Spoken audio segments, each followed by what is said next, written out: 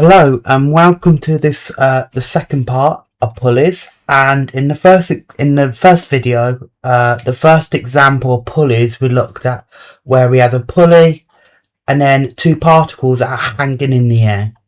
Okay, like this. Okay, that was the first example we looked at. There's another type of scenario you need to look at, and it's pulleys involving tables, like this example here. And so in this example, we only got one of the objects hanging in the air. The other one is on a table. And so the idea is, well, you'd expect that the object hanging down to move down. Okay, so the particle hanging down like this will always accelerate downwards, so move downwards with acceleration A. And so because the particle is going down because of its weight, right? So the weight acting down this particle here. So if this particle hanging down is going down, that would then force the object on the table at the other end of the string to move forwards, because again, it's all connected via one single string. So if you're pushing the string downwards here, you're going to force the other end to go to the right there. Okay. So one object is going down as it hangs, and so the object on the table will move to the right. So my acceleration for this object on the box here will be acceleration forwards, like this. Okay, so hopefully that makes sense. That's the movement of where these two things will go. Okay, so again, the particle down here will go down due to its weight, and then that will cause this object on the table to go to the right. Okay, now what about forces? Well, as I just discussed, the particle here hanging will want to go down due to its weight. So the weight again, well, in this case, particle B, the mass is 0.8, so it's going to be 0.8 g. Okay,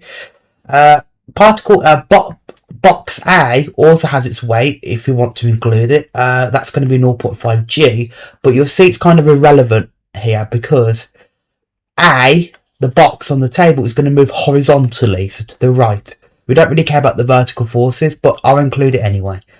Again, it have a reaction force which will match that, 0.5 g. And so then in terms of the string then, so again, this single string here, that connects the box and the particle hanging down and goes through the pulley here. Again, it's going to be tension in the string. So again, firstly, this string, this particle B, what is going to be going down because of its weight. So that's going to cause at that end the string to stretch. So the string will at B will have a tension upwards, because remember, strings don't like to be stretched or in any way, so it has a tension force in the string or what's connecting it opposite. So if it's been stretched downwards, a tension force will go upwards at that area, okay, to oppose the stretching there. And so that would also cause then the box to move forwards, right? So the string has been pulled forwards, so that causes the box to move in to the right. Okay, now as for the pulley itself, so if I cause a division, if I do this divider here, this little divider, to show I'm separating the pulley to the two objects A and B. Again, the pulley itself have its own forces. So what you need to know is the pulley also is kind of stretching the string to either side of it. So this like this side here and that side there. So either side of the pulley is kind of stretching the string as well. So around the pulley, the tension is going to act that way and down here. Okay, hopefully you can see that just this little pulley here, right? It's kind of stretching the string outwards, so it's going to go in that direction. So the tension will oppose that in either direction. Anyway, so that's all my forces. Again, it'd be the same every time. But there's one more particular force to do with A. Now, because A is on a surface, right? It's on a table. If it's going to move, you might expect some friction. And in this example, we're told the resistance of A is this force F, which probably stands for friction, right? So F, because A, if A wants to move to the right, again, if A wants to move to the right, the friction will go to the left, the opposite way to oppose it. That's my force F. And that is literally all the forces, okay? That is all the forces. And again, that sort of diagram will be the same every time. So with this in mind, then, because we labelled all our forces, if we were to then do F equals ma, which, spoiler alert, you're probably going to have to do 99.9% of the time with these questions, okay? So if we do F equals ma on the both objects A and B, okay, well firstly, if we look at A then, if we just focus on A, if we do F equals ma on A, well, A is moving to the right, okay? It's being pulled to the right because of the string pulling it forward. So if we resolve to the right, okay, well, the force to the right is the tension in the string at A, so T. Take away the resistance F, perhaps due to friction as it moves across the surface, okay? So the T take away F is ma. Now the mass of A is 0.5, so 0.5 lots of A. Okay, I don't know my tension, I don't know my friction, my F force, and I don't know acceleration yet, but I'm just giving the sort of the equation, right? I don't know exactly what the forces are, but that's just sort of the standard equation. Okay, so then if I do the same for B now, if I just focus on what's happening at B, so here, okay, well hopefully you can see here again B is going to go downwards due to its weight pulling it down. So if I resolve downwards, so the downwards force is its weight of 0.8 G. Take away the tension that acts up here, okay, the tension in the string that's opposing it going down. So take away T, that's the upwards force, opposite. Okay, so that equals ma. Well, the mass of B is again 0.8 times acceleration A. So these are my two equations of motion, right? My two sort of F equals ma equations for A and B. Okay. Now I might not need it straight away, but I probably assure you will need it at some point. So it's a very good idea. Kind of just getting a standard routine with these questions to just label your forces, which will be the same every time, and then just instantly just do F equals ma on both the objects like I've done here.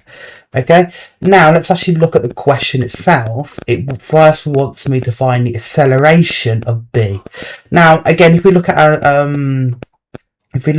our equations, F equals ma, I can't work out the acceleration as an actual number at this point in time because I've got too many unknowns. I've got T, I've got F, and I've got A. There's three different unknowns with only two equations, so it's not possible yet. But I'm given some more information. If you look at this final two lines down here, I'm told the system is released from rest with the string taut, so the string has tension essentially. After release, B descends a distance of 0.4 meters in 0.5 seconds. Right, so I'm given actually distance and time. So hopefully you kind of got some alarm bells about how I could use that information. So so what's going on here is, if I now just get rid of the weight just to really show you what's going on, right? So what's happening at B, right? Now I'm told it starts at rest, so the initial speed is going to be 0. And then it's going to go down, it descends, okay? So it's going to go down and let's say it ends up here, particle B here, right? And I'm told it goes down by 0.4 meters. So this distance here is 0.4 meters, okay? I'm also told the time that occurs in. So the time is 0.5 seconds, okay? Right. And again, so what I've got here is I've got my initial speed where it starts at 0 because it's at rest, the time and the distance it moves. So actually I can just use suvat here to kind of work out acceleration. Okay, so if I smooth that up here, let's say, well, S, again, my distance is 0.4, goes down by 0.4. U is my initial speed of 0, it starts at rest. V, I don't care about the speed, I care about the acceleration. Well, A, the acceleration I do care about, and T is 0.5 seconds, okay? And so I'm going to want to use the equation S is ut at a half at squared. That ignores V, so therefore 0.4 is going to be 0 at a half of A lots of 0.5 squared. So if I simplify this, I get 0.4 equals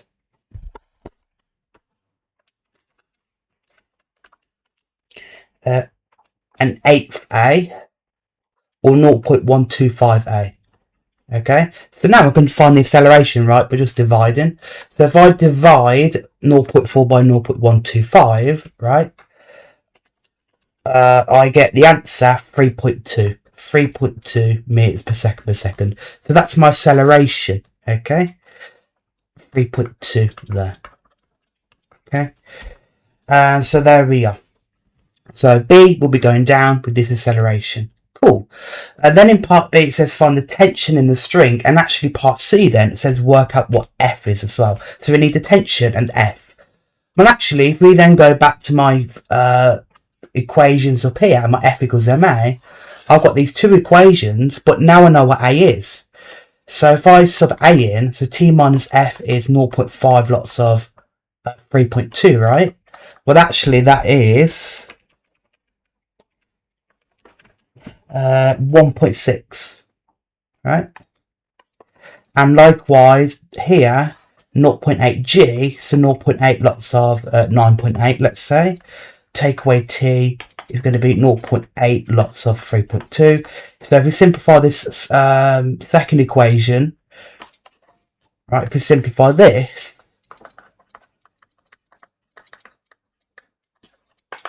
okay, so 0.8 times 9.8 gets me 7.84. Take away t is going to be 2.56, right?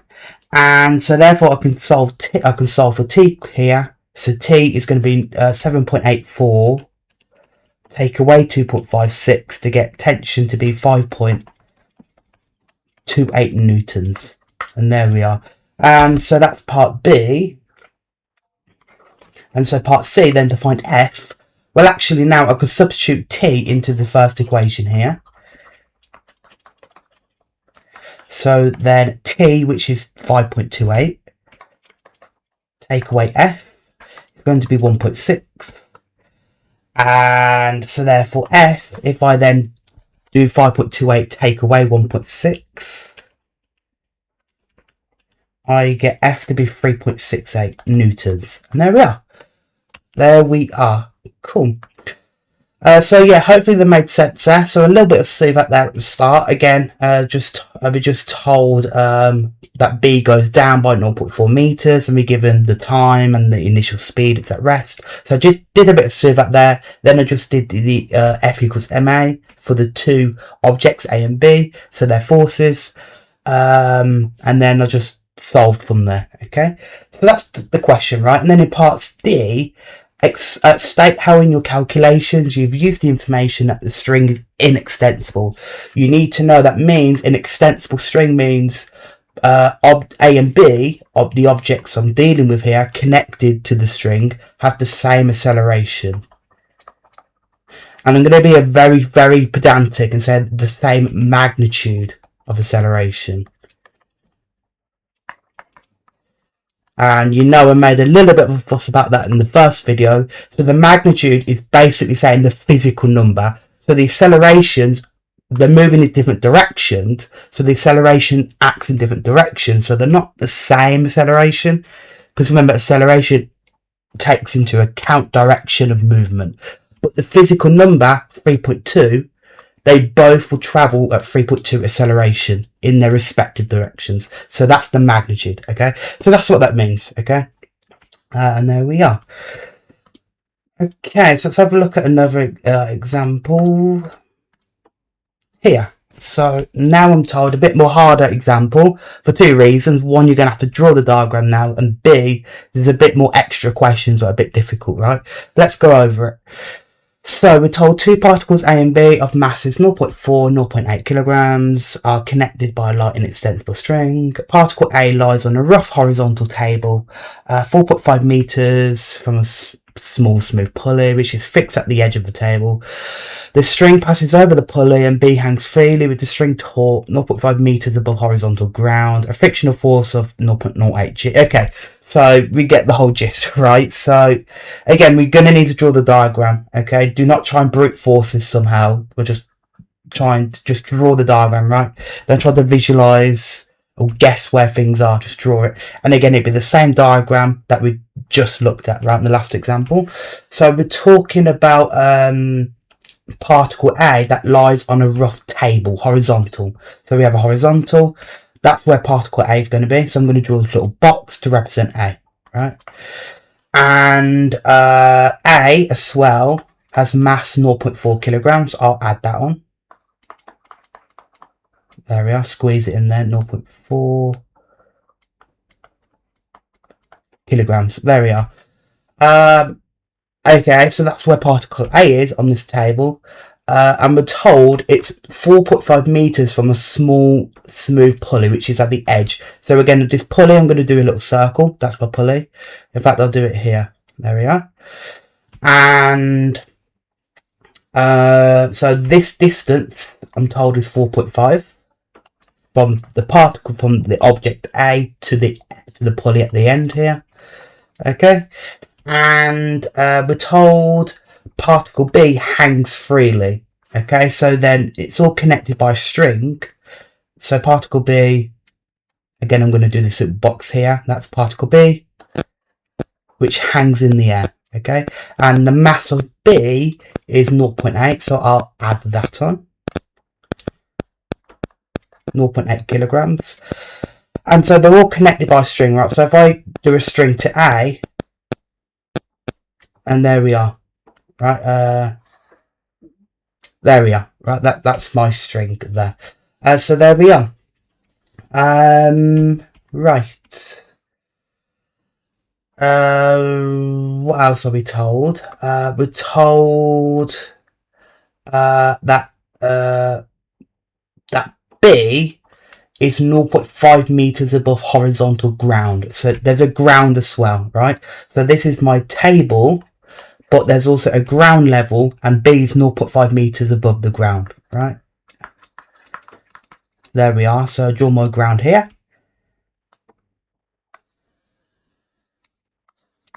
And there we are. Okay. Right. I'm also told that a frictional force of 0.08 G opposes A. So again, A is going to move to the right. Right, that's my acceleration. So there's a friction force opposing that. So the friction is going to act to the left here of 0.08 G. Okay. And so there we are. Okay. I think that's all we're told, and the system is released from rest. Okay, we'll deal with that if we need to.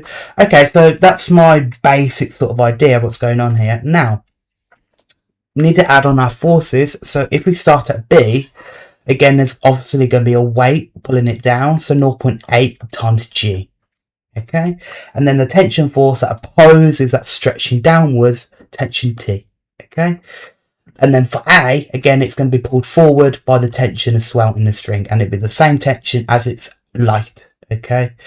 And also the accelerations will be the same. So A is going to move forward with acceleration, and B is going to move down with the same acceleration, okay?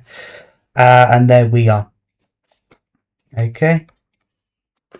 And so I think that's it. But also, obviously, the pulley will have its tensions there and here. Okay, but we don't really care about the pulley, right, necessarily. We only care about the forces and what's happening to the objects, not really the pulley. So we ignore what happens at the pulley. So that's pretty much my diagram. that I need, right? Okay, so again, if I then proceed, again, a very good idea after I've labelled my forces and whatnot, to just do F equals MA on the two objects and see what or where to go from there.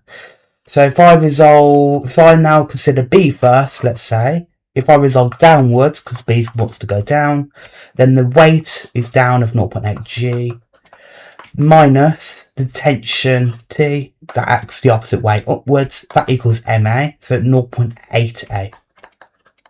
And then if I do the same for A, if I now resolve to the right, because A wants to move to the right, right?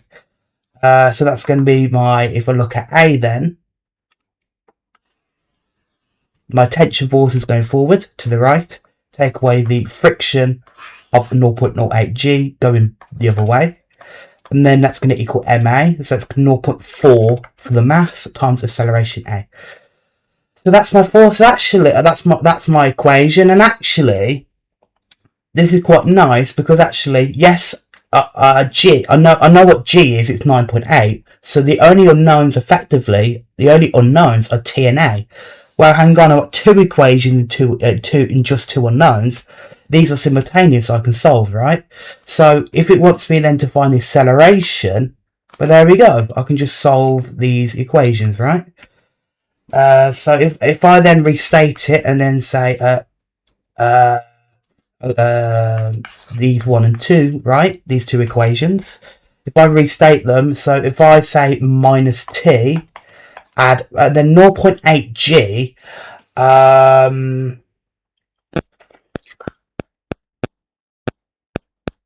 I'll leave it as 0.8 G for now.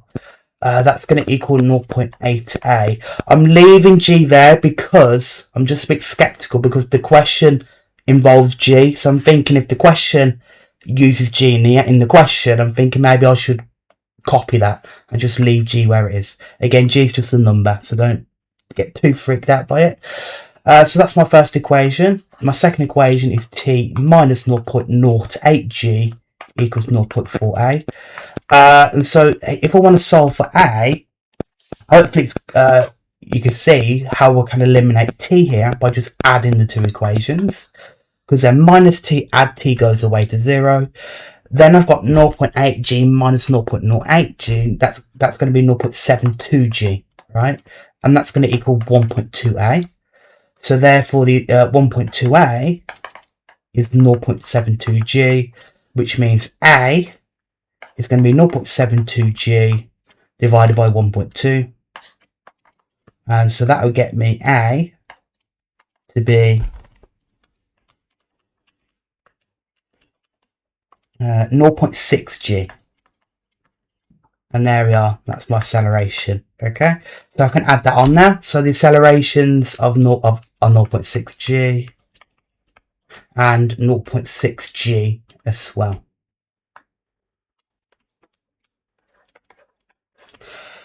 And there we are. Okay, cool. Now part B and then part C is talking about time and distance travelled. So you might be thinking, wow, let's solve for T, right, in my simultaneous equations.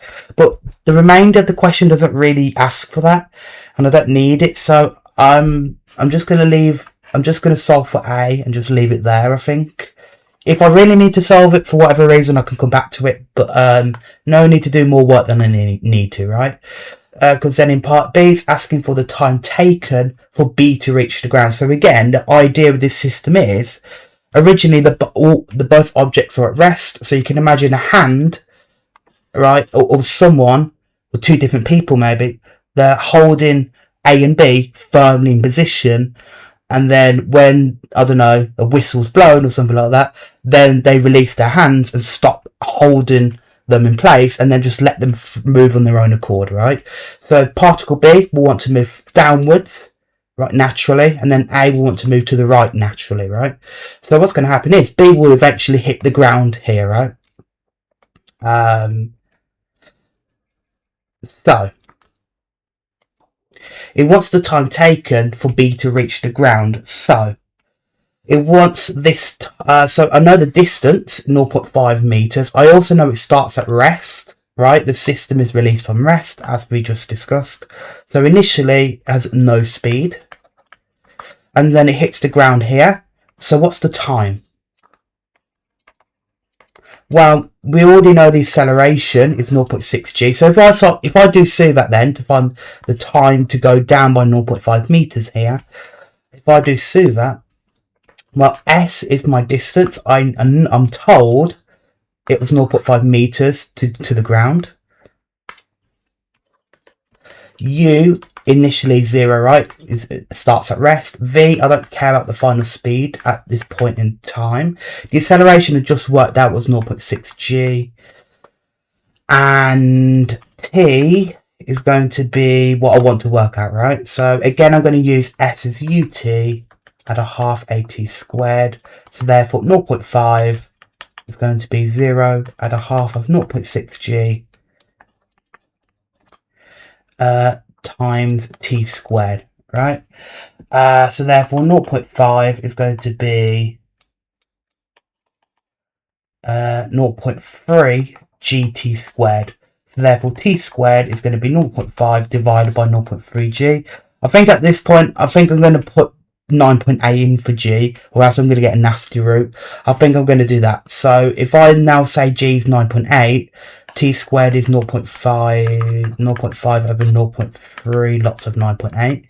If I work that out, that is just 25 over 147. So if I root that, right, then to get t, if I square root that, I get 5 root 3 over 21, or as a decimal, 0.412 seconds, the 3 decimal places. And so that's the time taken, 0.412. And so there we are. That's the time it takes to hit the ground for B. Then part C gets even trickier. It wants the total time, the total distance travelled by A before it first comes to rest. Right, so again, the main idea is A wants to move forward, right? Forward. Now, A is being pulled forward due to the tension in the string pulling it forward, right? Against its friction. Now, we looked at this in the last video as well, and the idea is the same. When B finally hits the ground, right, it won't move down any further, right? It won't move through the ground, right? So what will happen is, the string will start to lose its tension, right? The string will become quite loose. So it loses its tension. It becomes slack, as we call it. Okay, as B is it pulling down on it anymore? Okay, because it won't move down anymore once it hits the ground. So at that point, when B hits the ground, 0.5 meters down, the string the string has no tension in itself. So that means A won't then move forward anymore due to its tension. Okay. Or it won't be pulled forward by its tension. So A will slow down and then it come to rest. So again, with these sort of questions, again, these nastier questions, just draw the positioning. So A, so if I do it up here, again, we have this table here. A originally, let's say, starts here. Now, what do I know about A? I know the acceleration is 0.6 g. That's when there is tension initially, right? 0.6 g. That's the acceleration. I also know it starts from rest again.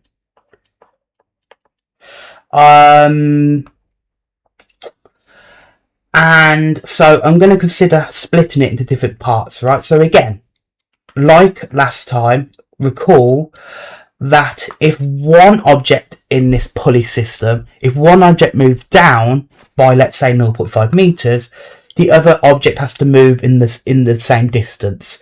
So that means I want to consider A moving 0.5 meters, right? Let's say here. So now A is over here. Okay. Then at that point, A will then obviously it will have some speed, right? Because at that point the tension is pulling A forward, so it's giving some speed forward, so that it has some speed V, right? The final speed, if you will. But at this point, this is where there's no tension. Okay, no tension at this point, because that's when B hits the ground and when the string becomes loose, because there's no force pulling on the string, so it loses all tension. So at that point there is no tension pulling it forward. So the only force acting on A at this point is the friction of 0.08 G. Okay, remember the friction force is 0.08 G. Okay, now if it's only friction, you can imagine then A is going to slow down due to friction sort of overcoming its speed. So eventually at some other distance here, I don't know yet, A will then come to rest, right? Because the friction will just slow it down. Okay, so that's the idea. So you can see we've got 3 different parts, or 3 different positions of A. Right, so what we're going to do is we need to find the distance here ultimately. That's the distance when to then A goes to rest, right?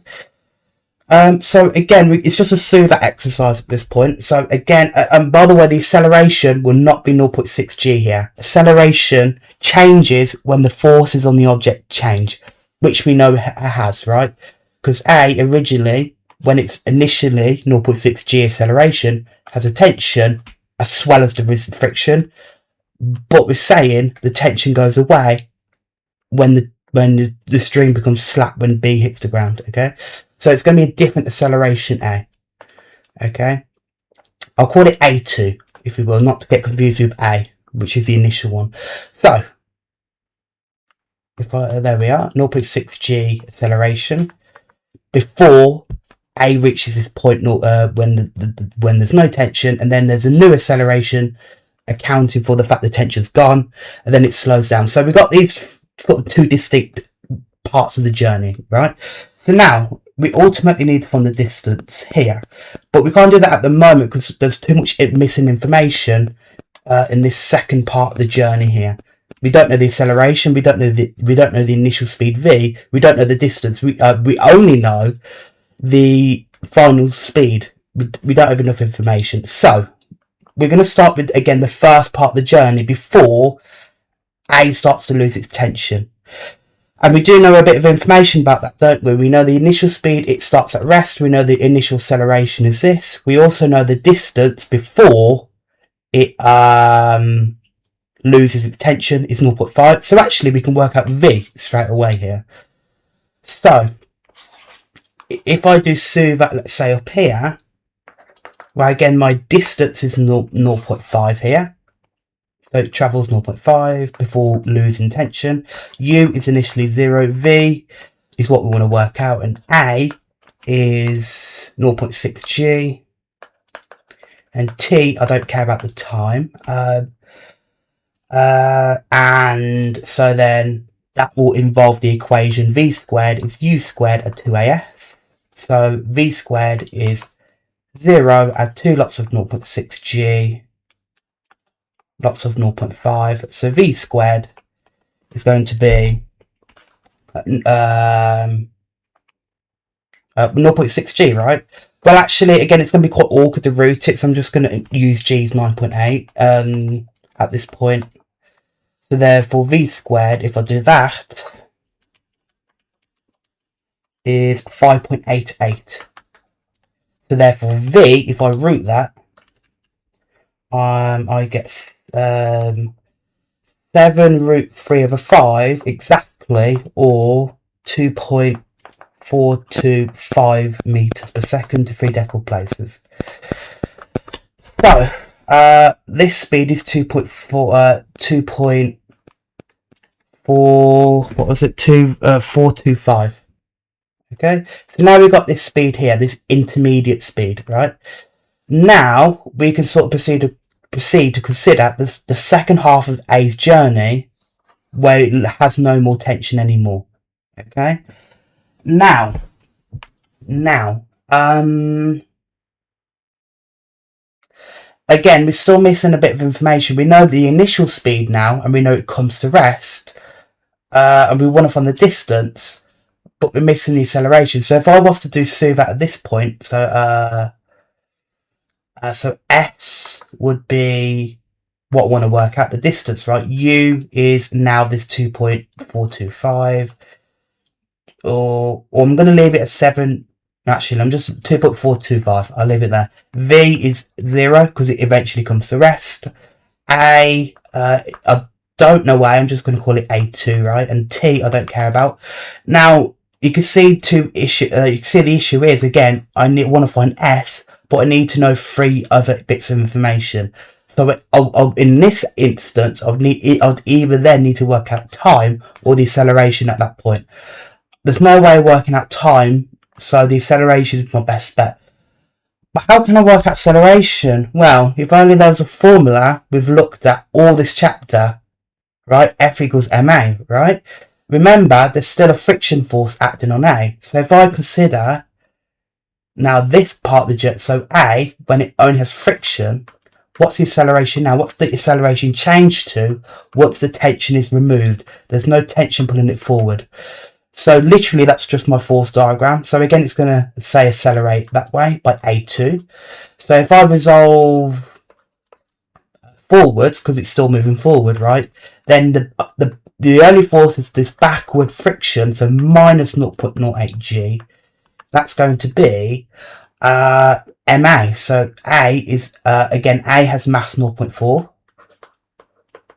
So it's 0.4 A. So therefore, if we divide by 0.4, the acceleration, when it loses tension, is A2, this A2 acceleration. If I divide all that by 0.4, I get minus 0.2 G. So A2 is now minus 0.2 G. So that now I've got my acceleration, and again, it makes sense to be negative. Don't be concerned it's negative. It just means it's slowing down. Remember, negative acceleration means it's slowing down, which is exactly what's happening, right? It's slowing down due to friction.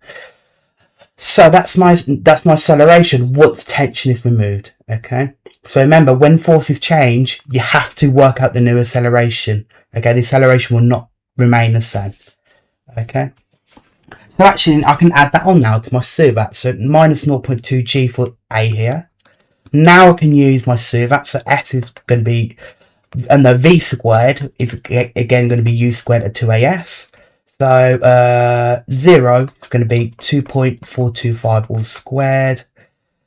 Add 2 lots of minus 0.2 G, lots of F. So if I simplify this,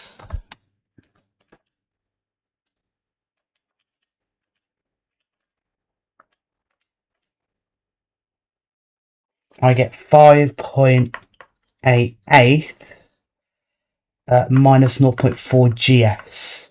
Okay, so therefore 0.4 GS is going to be 5.88. So therefore S is going to be 5.88 over 0.4 G. And again, I'm going to put G in as 9.8. And so if I work all that out, the distance S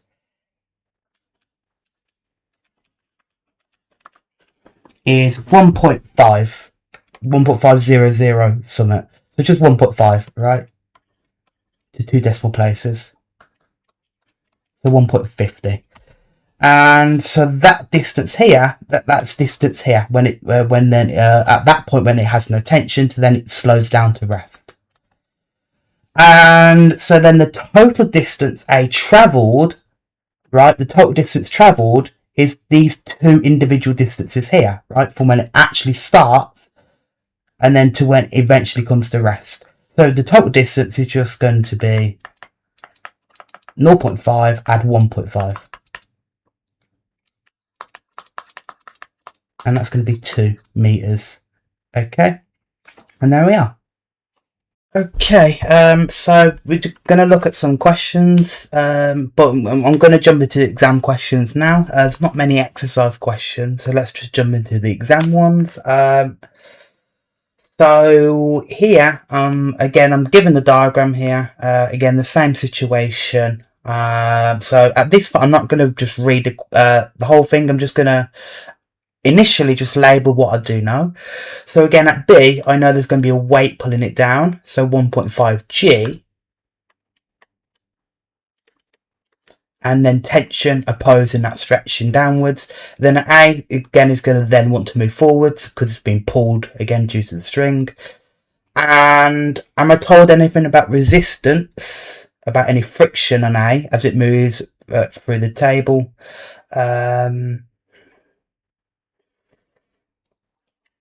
Yes, the resistance of motion is constant magnitude 12.7, right? So 12.7 acts the other way to oppose A's movement. Okay. And I think that's it for forces. And then acceleration, again, B will want to move down due to its weight pulling it down. That's the acceleration A. And then at A, again, the acceleration will be little a, moving it forward there. So that's pretty much everything.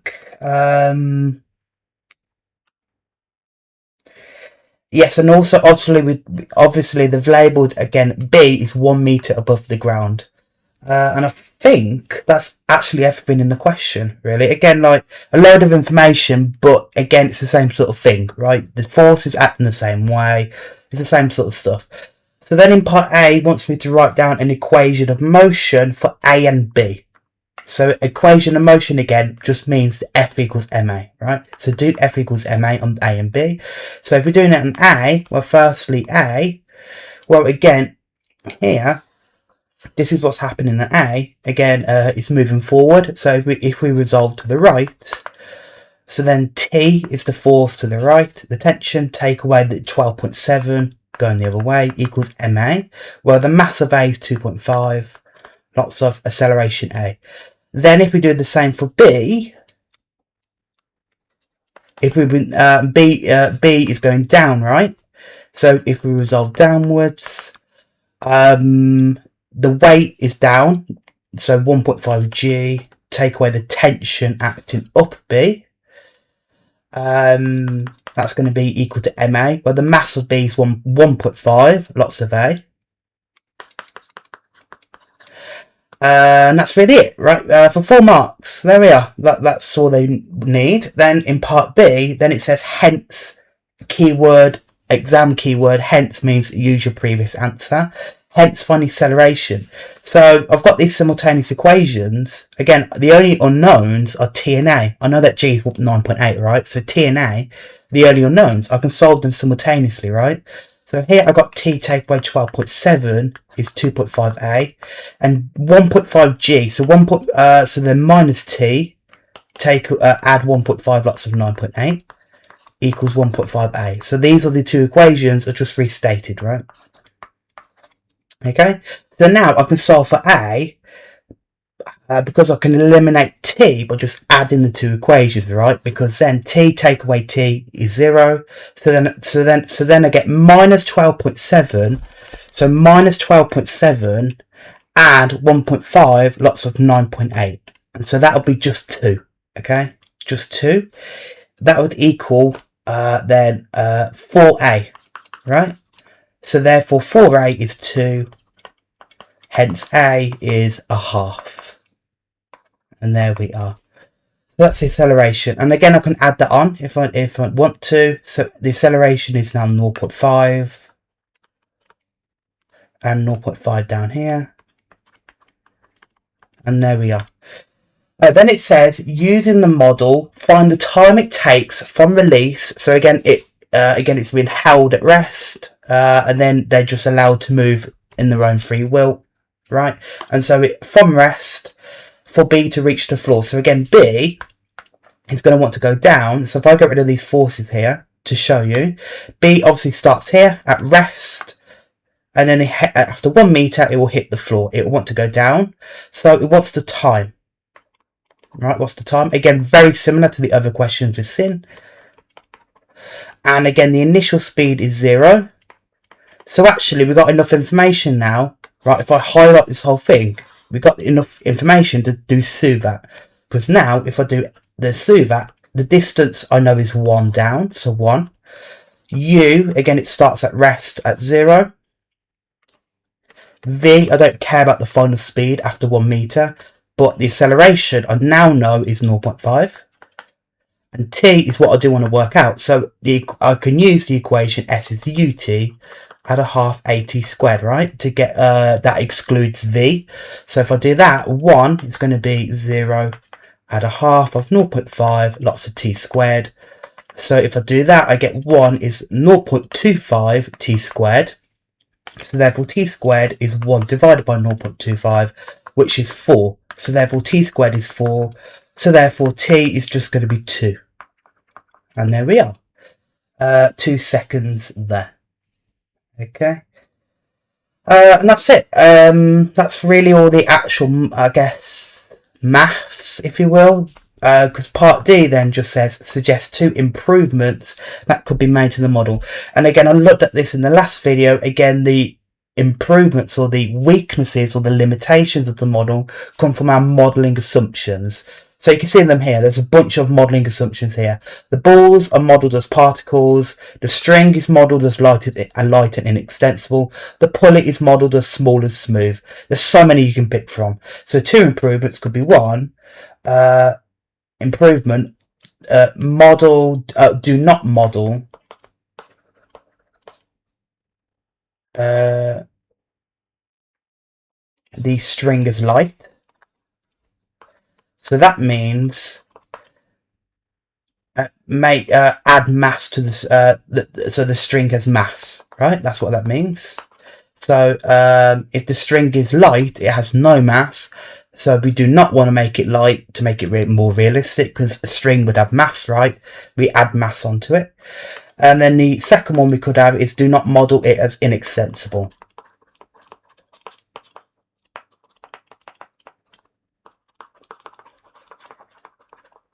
So that means the acceleration, the magnitude of the acceleration of both particles will differ.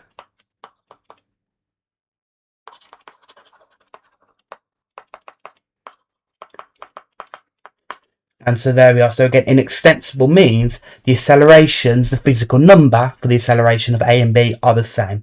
So we do not want that to make it more realistic, right? Because again, a lighter particle you expect will have maybe more or less acceleration than the other. So there we are. So again, you could pick any. You could perhaps say the particle, do not model them as particles. So remember, the particle means we ignore air resistance. So if B goes down through the air, you'd expect B to be met with some air resistance. So that could be another limitation, right? And there's many others, okay, but there we are. Okay. Okay, we're going to finish off with this final exam question. Again, we're given a diagram. Usually they're not that mean. Usually they do at least give you the diagrams of these questions. So at that point you just annotate and add on the forces or whatnot. And that's what we're going to do here. So immediately I can just jump to adding my forces, because I know I'm going to need them. So Q, if it's 0.6 mass, it's 0.6 G. And then the tension opposing that. And then P is then going to be pulled forward due to its tension. And then is there any resistance, any friction? No. Why? Because it's a smooth table. Remember, smooth means no friction. In the other examples, we were told, if you noticed, the table was rough, okay? That means it has friction. But here, specifically, we're told it's a smooth table, so there actually is no friction. So that's really it. The only force acting on P is the tension pulling forward, in this case, okay? And again, Q down here is going to want to move downwards, so the acceleration is going to be A that way. And then P on the table will then want to move forward, right, with the same acceleration. And there we are. And then we're given some stuff about the distances. So Q is 0.4 meters above the ground. And we're told P we're told, where was it? P is a distance of 1.5 meters from the pulley. Okay, so the pulley is again this little circle here. So that's the distance there from P to the pulley. Right, that's all of it. Right. Then we're told ball Q descends, so it goes down. So then when it descends, it hits the floor and does not rebound. So that means it doesn't go up, which means at that point the string will always be slack. Okay, because when Q is not putting on any more force on the string, it won't go down any further. It then causes the string to come slack again, so it has no tension. Okay, and that's really it. So again, what do you think we're going to do first? Probably a good idea is to do F equals ma on the two particles. So if I do it at P, let's say, if I do F equals ma on P, now P is going forwards, so resolving forwards, well, the only force is the tension going forwards, so T equals then ma, so the mass is 0.8 lots of A. And then for Q, again, if I resolve downwards, because Q is going down, its weight is down, so 0.6 G. Take away the tension acting up is going to be 0.6 A. And there we are. So then if it wants me to find the acceleration, so actually how can I find the acceleration here? I can solve these simultaneous equations. So I have T equals 0.8A. That's my first one. And my second one was 0.6 G take away T is 0.6A. That's my second one. Well, actually, this is actually quite a nice pair of simultaneous equations because they're giving me T directly. So actually, I can just substitute the T into the other equation, right? So then 0.6 G take away T, which is 0.8A, equals 0.6A. So if I add on 0.8A to both sides, I get 0.6 G is 1.4A. So therefore A is 0.6 G divided by 1.4. Which is 3/7G. But they want me to show the acceleration is just the number 4.2. So actually, at that point, I just need to say G is 9.8, right, to get it as just a number, right, with no letters. So that would be 3/7 lots of 9.8, which is 4.2. So there we are.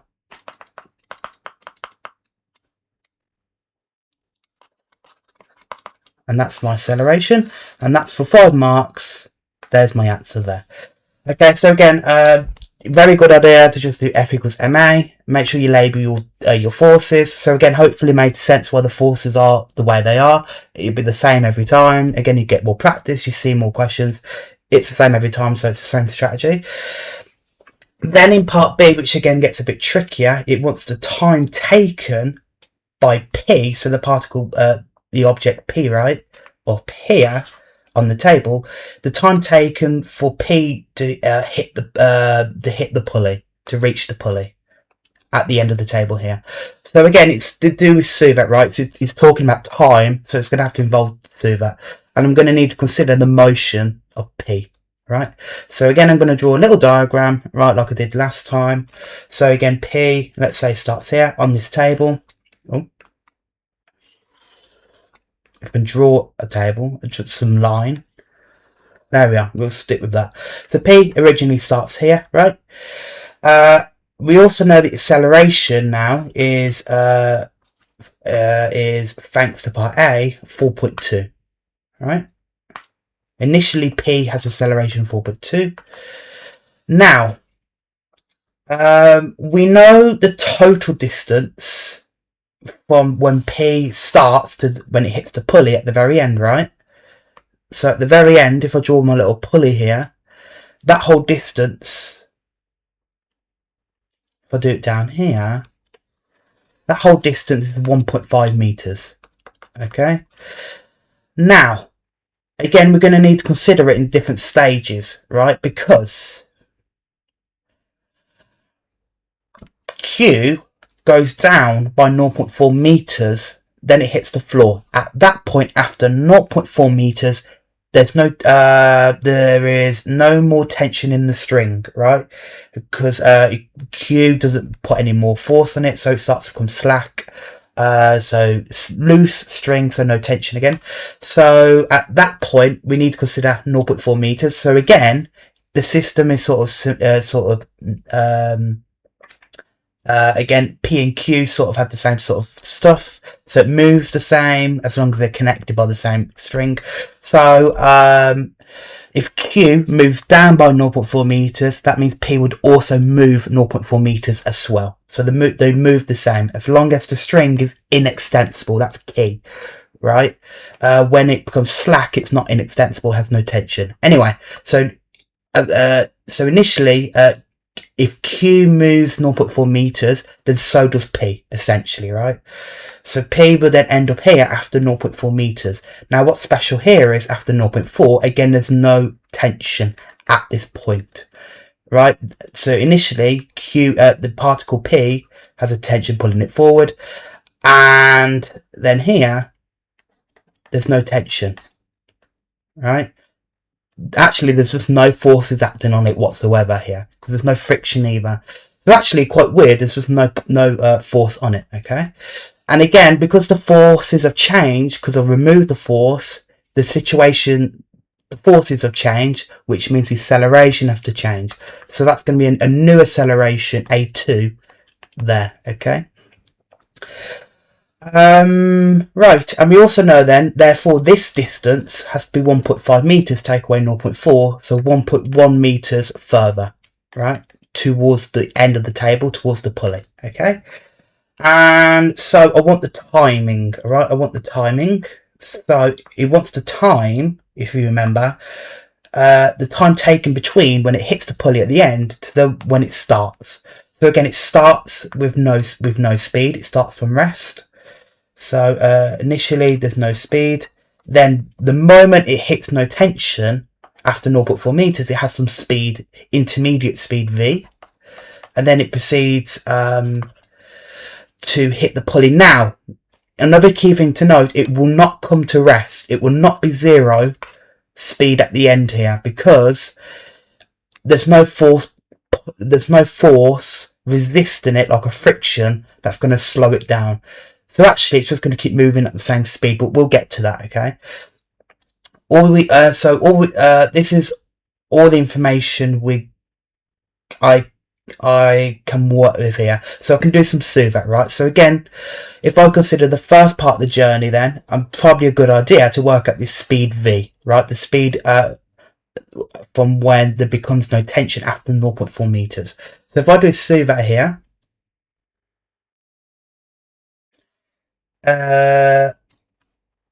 Suvat, so S is going to be 0.4, right? It travels 0.4 meters. Initially it's zero speed. V is what I want to work out, because then that will help me for the second part of the journey, right?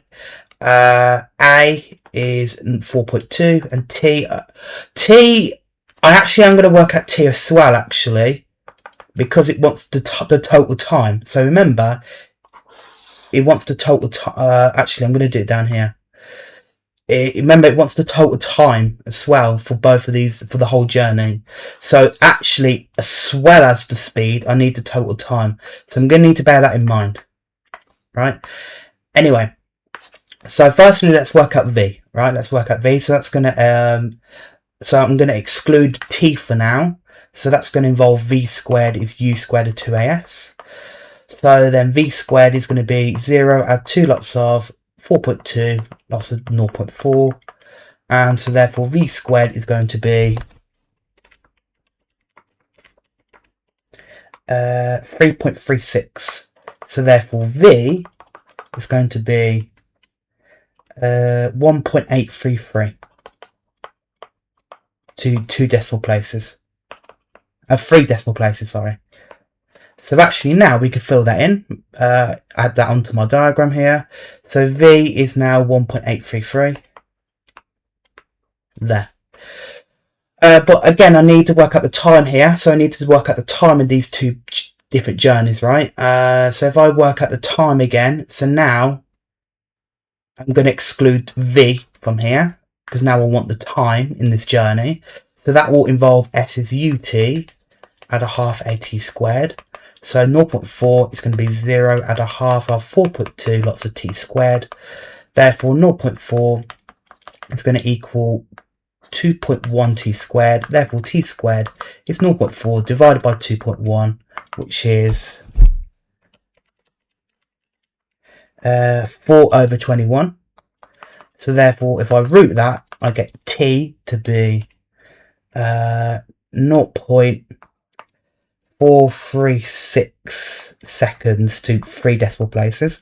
So I got the time. I got the time for when it travels the first 0.4 meters, right? So I can say that the time here is 0.3. What was it? 436. So now I want the time for the second part of the journey, from when it has no tension towards when it hits the pulley, right? So, okay, but now I've got some more information, right? So now I'm going to deal with this second part of the journey from when there's no tension. So now I know that the initial speed at the moment it hits no tension, after 0.4 meters, right? That's my speed here.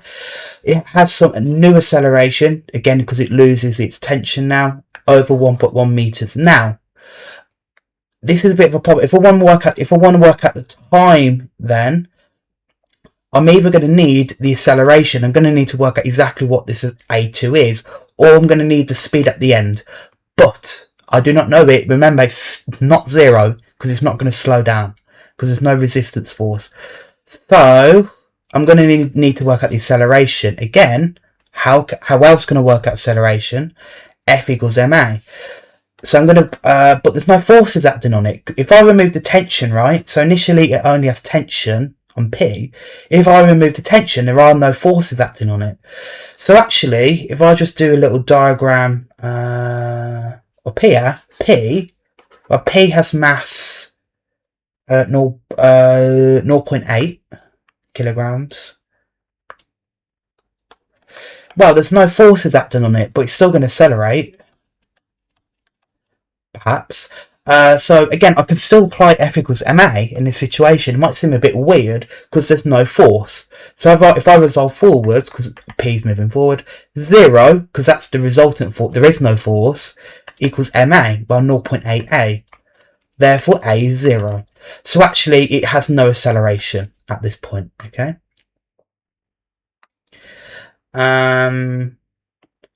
Which makes sense in a way, because acceleration tells me how if I'm speeding up or slowing down. But if there are no forces acting on it, it has to remain at the same speed, right? Because remember Newton's first law as well. If the forces are balanced, but also that means if there are no forces on it, then it has to remain travelling at constant speed, right? So it remains at 1.833 meters. Anyway, now I know my acceleration, I know my initial speed, I know my distance, I can work out the time in this section, right? So now if I apply through that to this situation, let's do it up here. Actually, let's do it down here, right? So S is going to be, well, my distance again is 1.1 meters. That's how far it travels after 0.4 initially. So 1.1 u. Now u is my initial speed after no tension, 1.833. V. Now I could say, as we discussed, it constant speed, but let's say I don't care about it. The acceleration is 0, as we just worked out, and t, I can work out the time here, because now again I'm going to use S of ut at a half at squared. So therefore 1.1 is going to equal 1.833 lots of t, add a half lots of 0 lots of t squared. So simply we just get 1.833 t equals 1.1.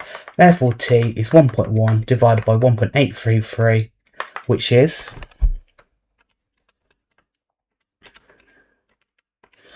0.6 and then a bunch of zeros, so just 0.6 seconds to 1 decimal place.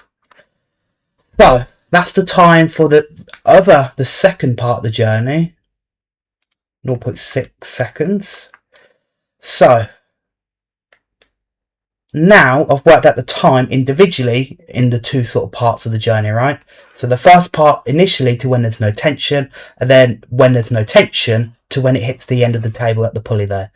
So the total time then is going to be these two times added together, right? So the total time, if I do it here, that's going to be firstly 0.436 added 0.6, that's going to be 1.036 seconds, right, to 3 decimal places. Okay, or you could round it to just 1.03 or 1.04, let's say, to 2 decimal places. Okay, so there we are. It takes 1.04 seconds from the very start when it's released to then when it hits the pulley at the very end there. Okay, so again, quite a tricky question, I think that is. And there we are. So there we are. And then in part C, state one limitation. Again, you could pick many. It's to do with the assumptions. The assumptions are here. So the balls are particles, which means it ignores air resistance. That could be a limitation. The rope is light and inextensible, so the rope has no mass. Again, is that realistic? The pulley is small and smooth, or light and smooth, so the pulley has no mass itself, and smooth, so it's no friction between the pulley and the tension as it moves through, and the rope as it moves through it. And so the tension is the same all throughout the system. So again, many limitations. One of them, again, the rope is light, I guess. Limitation is rope is modelled as light. In reality, I would say the rope would have mass.